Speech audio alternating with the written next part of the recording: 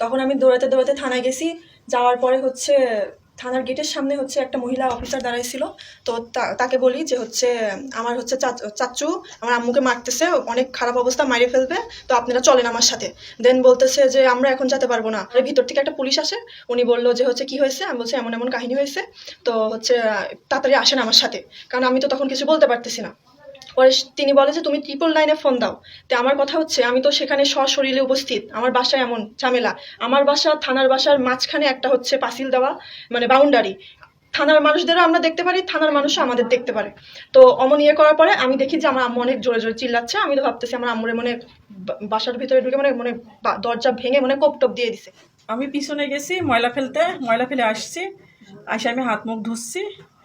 হাত মুখ ধোয়ার সময় তখন আমার খুব আজে বাজে ভাষায় গালাগালি করছিল। তখন আমি বলছিলাম যে এই বাজে ভাষায় গালাগালি করার দরকার কি। তখন ওরা হাজব্যান্ড ওয়াইফ দুজনা আমার পিছন দিয়ে আমার জমির ভিতর ঢোকার পরে আমাকে মারধর করে, লিটন আর লিটনের বউ। আর ওরা বলছে যে ও 3 জনক ধরে আসছে মতো মার, ওদের একবারে মারি ফেলো। ওর বউ বলছে ওদের একবারে মারি ফেলো। কাকে কাকে মারছে? আমার অনামিকা আর অহনাক। আপনি দুটা মেয়ের, তাই তো? হ্যাঁ, আমার অহনাক এমন করে মারছে, ওর এক সাইড পুরো অবশ। আচ্ছা ও অজ্ঞান হয়ে গেছিল। ওর বউ হাইসু নিয়ে এসেছিলো, হাইসু দিয়ে মারছে। তারপরে আমি উঠে যাই। ওই মতো তো আপনার হাজব্যান্ড বাড়ি ছিল না, আমার হাজব্যান্ড বাড়ি ছিল না, অনেকদিন বাইরে। তখন আমি ফোন দিয়ে জানাই, তখন ও আসে। এই সময় বাড়িতে আপনারা কে কে ছিলেন? আমার শ্বশুর অসুস্থ, আমার শ্বশুর পুরাই বেডে, আমার 2 মেয়ে আর আমি 3 জন। ওরা এসে কি বলছিল প্রথমে? ওরা এসে আমার খুব উচ্চ ভাষায় বিস্তৃত ভাষায় গালাগালি, খুব বিস্তৃত ভাষায় গালাগালি করতেছিল। আর এমনি তোর ভাষা খুব খারাপ, নেশাখোর। ও নেশা করি বেড়ায়। ওর নিজের বোন বলিছে যে আমি এই জায়গায় থাকবো না, থাকলে আমার ভাই নেশাখোর, আমার ভাই আমার ঘরে লোক ঢুকাবে। ওই জন্য ওর বোন এই জায়গায় থাকতো না, ঢাকায় চলে গেছে। ওর বোন নিজে বলিছে। নকল বিড়ি নিয়ে থানায় ধরা পড়ে।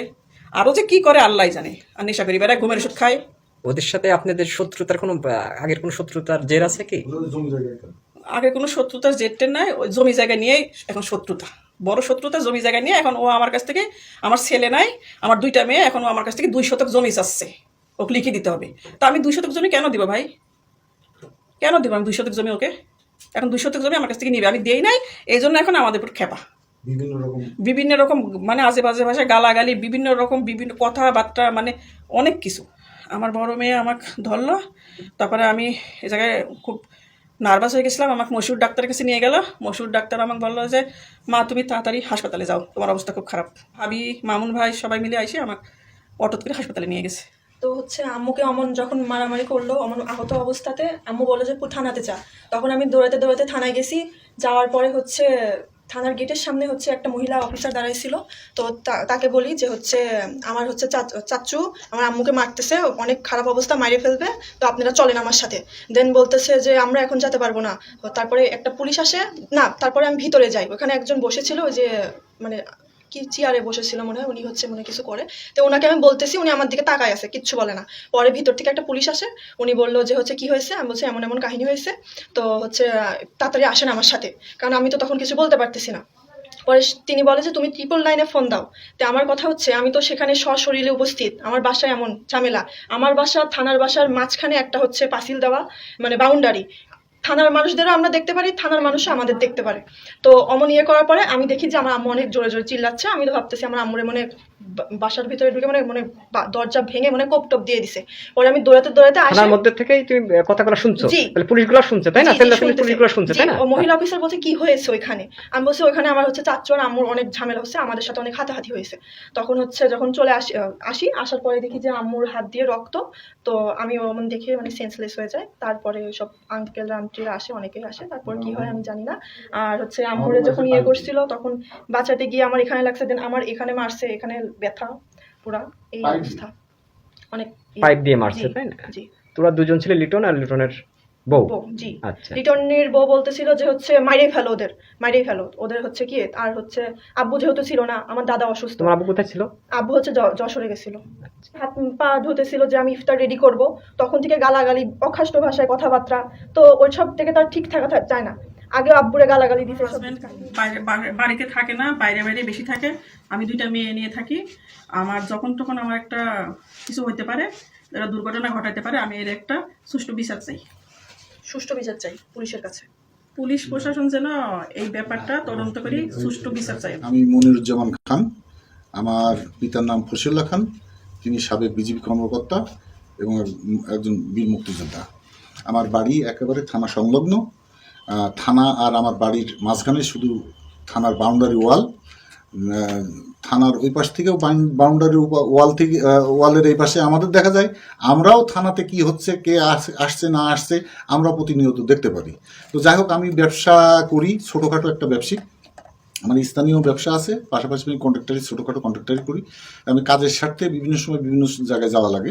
তো সেই কারণে আমি আজকে প্রায় 10-12 দিন হচ্ছে আমি বাইরে। আমি শুনতে পাই যে আমার ওই পাশে চাচাতো ভাই আছে আরিফুজ্জামান খান লিটন, আর তার মিসেস জানিয়া, এরা কার বা হচ্ছে হয়তো শুনলাম যেটা যে বাড়িতে আরও কারা উপস্থিত ছিল। আমার বাড়ির লোকজন কেউ তাদের নাম বলতে পারছে না, কিন্তু ফেস দেখলে পরে চিনতে পারবে।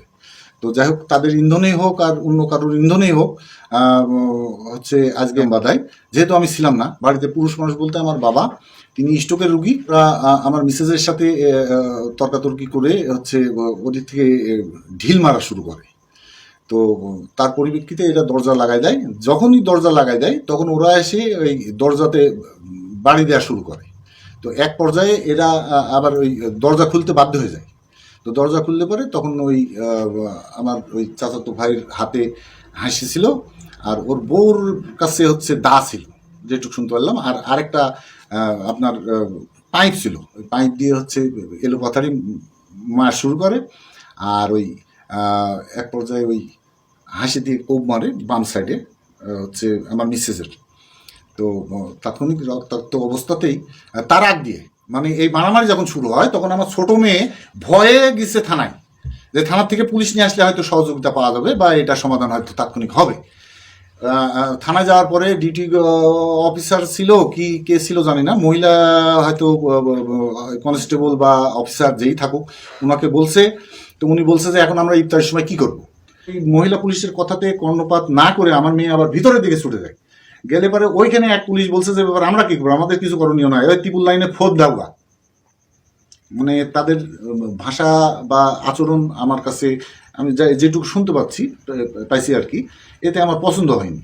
তো ওনারা কিন্তু অলরেডি শুনছে। ওনারা আবার মহিলা যিনি কনস্টেবল বা দারোগা ছিল, উনি বলছে ওইদিকে কি হচ্ছে।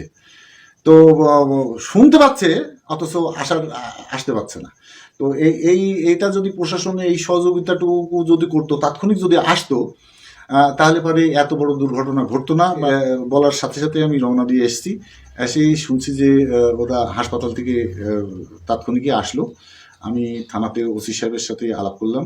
উনি আসলেই খুবই জেন্টেলম্যান মানুষ। উনি আশ্বাস দিল যে এটা আমরা তদন্ত সাপেক্ষে যেটা সুষ্ঠু বিচার হয় সেটাই আমরা করব, কারোর পক্ষপাতিত্ব হবে না। আমি তার কথাতে আমি খুবই খুশি যে সে বা তার টিম এটা সুষ্ঠু তদন্ত করে এটা সঠিক বিচার করবে। এটার জন্য আমি জোর দাবি জানাই। পাশাপাশি আরেকটা কথা বলে রাখি, আরিফুজ্জামান খান উনি ও হচ্ছে ওর ইন্ধনদাতা আছে, বেশ কয়েকজন ইন্ধনদাতা আছে, আর ও কিন্তু নেশাখোর। ঠিক আছে, ভেড়া মারায় অনেকেই জানে যে ও প্রতিনিয়ত নেশা করে। বিশ্বাস না হলে ওই ওষুধের দোকানে জিজ্ঞাসা করতে হবে। নকল বিড়ি নিয়ে ধরা পড়েছে বেশ কয়েকবার। তো যাই হোক, আমি কাজের স্বার্থে অনেক সময় আমার বাইরে থাকা লাগে, আমার বাড়িতে পুরুষ মানুষ কেউ নাই। তো ওরা যেহেতু নেশাখোর, যে কোনো সময় যে কোনো একটা অকারেন্স ঘোড়া ফেলে দিতে পারে। একটা যান চলে গেলে কিন্তু যান কখনোই, যতই টাকা পয়সা দেন, যতই মাপ চান, যতই যাই করেন, বিচার সালিশ করেন, যান কিন্তু ঘুরতে আসবে না। তো আমি সুষ্ঠু তদন্ত সাপেক্ষে দ্রুত হচ্ছে বিচার চাই এবং এই আসামিকে অ্যারেস্ট করা হোক এবং শাস্তিমূলক ব্যবস্থা গ্রহণ করুক। এটাই আমার প্রশাসনের কাছে জোর দাবি।